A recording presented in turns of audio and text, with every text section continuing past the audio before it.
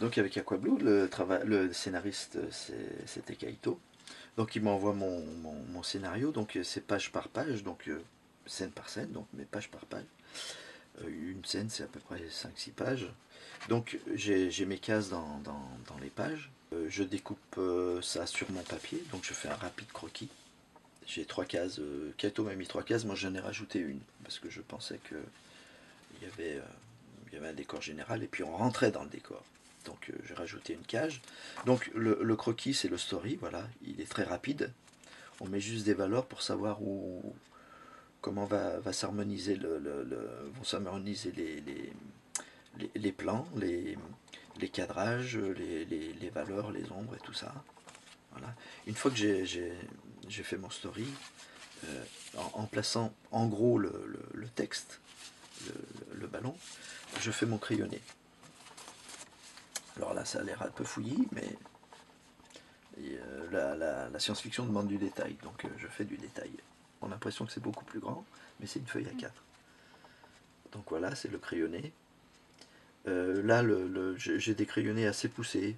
Je devrais pas, mais bon, moi j'aime bien. Parce qu'on se laisse avoir par le dessin. Une fois qu'on attaque, après on peut pas revenir en arrière. Et puis on essaye toujours de pousser, en sachant très bien qu'on va trop loin. Donc une fois que j'ai fait le crayonné, j'encre. Ancrage. Crayonné et ancrage. Alors le format est différent parce qu'on dessine toujours un tout petit peu plus grand. L'original est toujours plus grand. Pour qu'une fois réduit au format de parution, s'il y a une petite erreur, elle est plus petite. Alors là-dessus, une fois que l'ancrage est fait, bien entendu, pour l'ancrage, il faut faire gaffe aux traits, il faut faire gaffe au plan, il faut avoir la distance, il faut avoir la profondeur. On va en faire un film transparent. Voilà. C'est un petit peu le scan actuel, quoi.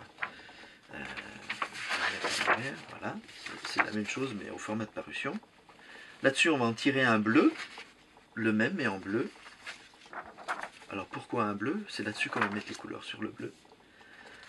Et donc on va mettre les couleurs. Voilà, les couleurs. Alors pourquoi un bleu justement? C'est que quand on va poser le noir dessus, voilà, s'il y a un petit décalage, on ne le verra pas, puisque c'est du bleu. Si on avait fait des couleurs sur le noir et qu'on mettait le noir dessus, il y aurait eu un gros décalage et le trait serait épaissi. Voilà pourquoi on travaille sur du bleu. Voilà. Et là-dessus, on va tirer une page, bien entendu. C'est le travail de l'imprimeur après. Donc il y a toujours un mouvement dans une scène, surtout c'est une scène d'approche, c'est la première page. Donc on a un décor d'ensemble et puis on va se rapprocher petit à petit de la chose importante, c'est-à-dire de cette petite baraque ici, où il y a une petite lumière. Et là on va rentrer petit à petit, on va se rapprocher et puis on va rentrer à l'intérieur.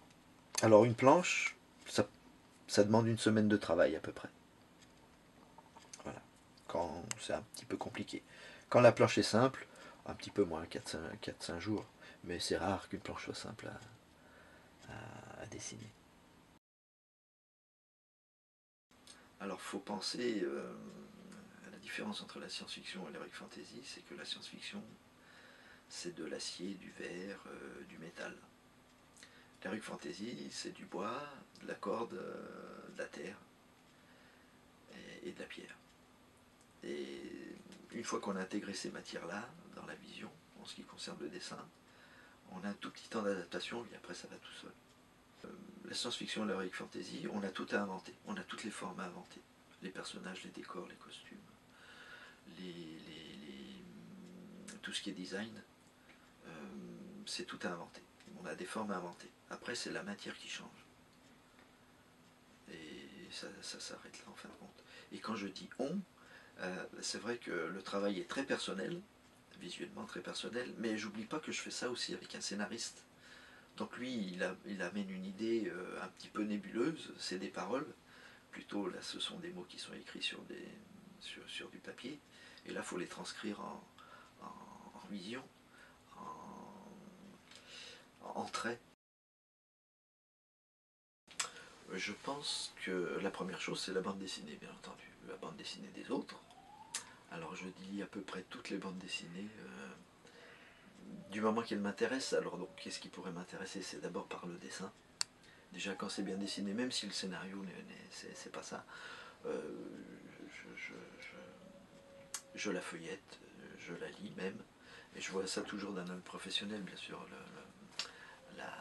L'innocence d'avant est partie hein, par rapport à maintenant. Donc il y a la bande dessinée, donc il y en a partout ici. Il y a aussi tout ce qui est visuel, le cinéma, donc la plupart du temps, ce qui est plus pratique maintenant, c'est les DVD ou les Blu-ray. Alors donc il y a des séries, il y a des films là-dessus. Je suis déjà intéressé par le visuel, donc il y a tout ce qui est aventure, tout ce qui est heroic fantasy, tout ce qui est science-fiction, et aussi par des choses intimistes, parce qu'il y a aussi le côté scénaristique, c'est-à-dire la façon d'amener une scène, des dialogues, etc.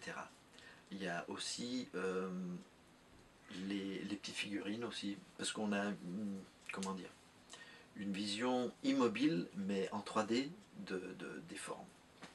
Alors, et parfois, quand j'arrive pas à faire une certaine forme, si j'ai un peu de temps, je le fais moi-même. Alors, bon, il y a des petites choses que j'ai faites. Euh, il y a aussi les bouquins d'illustration, bien entendu. Alors, le bouquin d'illustration, euh, c'est pas qu'on prend une illustration et on va la copier. On le fait pas, ça, n'importe comment. C'est trop dur de copier, trop compliqué. C'est plus une question de motivation.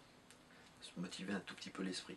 C'est-à-dire qu'on feuillette ça à toute vitesse, on referme le bouquin, on laisse reposer, et puis on essaye de ressortir ça. Ça va ressortir différemment, un petit peu transformé, etc. Et parfois, je me souviens que quand j'avais des designs à faire pour la science-fiction, j'avais des petits bouquins d'architecture ou de décoration d'intérieur de tout bête de maison, et je regardais ces bouquins à l'envers. C'est comme si vous étiez dans une maison, et puis le plafond devenait le sol, et le sol le plafond. Et là, ça fait des formes un peu spéciales aussi. J'ai fait des milliers de dessins, donc on en avait peut-être déjà reparlé, mais le dernier dessin est toujours celui qui me satisfait le plus. C'est peut-être pas. Pour moi, c'est le plus beau, alors que non, quand je vois les dessins que j'ai fait avant. Mais bon, c'est toujours le dernier dessin, en fin de compte, celui qui est le plus satisfaisant.